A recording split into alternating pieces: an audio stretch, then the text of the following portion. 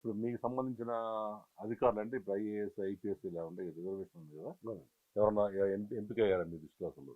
వాస్తవానికి is IPS ఉన్నారు కానీ ఇక్కడ తెలంగాణలో ఇప్పుడు పనిచేస్తున్నారు. ఉమ్, వివిధ జిల్లాలో ఇప్పుడు తమిళనాడులో ఉన్నారు గోపాల్ అని, ఉమ్, ఆయన చీఫ్ సెక్రటరీ ఉన్నాడు. ఉమ్. ఆంధ్రాలో? ఆంధ్ర నుంచి కొంతమంది ఐఏఎస్ ఐపీఎస్ ఉన్నారు కానీ వాళ్ళు ఇంకా బయటికి రావట్లేదు వాస్తవానికి. ఉమ్, ఇప్పుడు వరంగల్ నుంచి కూడా రమేష్ అని ఐఏఎస్ ఉన్నారు, మన బయట ఇక్కడ రాజస్థాన్లో ఎక్కడ ఉన్నారు. ఇప్పుడు ఉమ్. ఇక తెలంగాణలో మా జాతికి సంబంధించిన వాళ్ళు ఎవరు కూడా ఇక్కడ పనిచేయడానికి ఇక్కడ లేరు. ఇప్పుడు ఇంకోటి మన కుమార్ గారు, తెలంగాణలో మీకు రిజర్వేషన్, ఎస్టీ రిజర్వేషన్ ఎంత పర్సంటేజ్ ఉందా? పర్సంటేజ్ ఇప్పుడు వాస్తవానికి 6.5% ఉండే, టోటల్ ఎస్టీకి? టోటల్ ఎస్టీకి 6.5% ఉండే. ఓకే. దాన్ని నేను 10%గా మార్చాము. 10% చేశారా? చేశారు.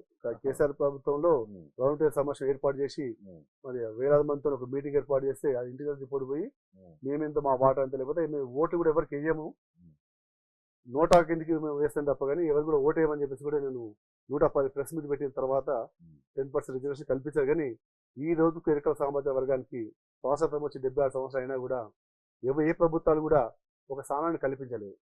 తర్వాత మీరు కొన్ని పాత వీడియోస్ కొన్ని చూసాను మీ గురించి.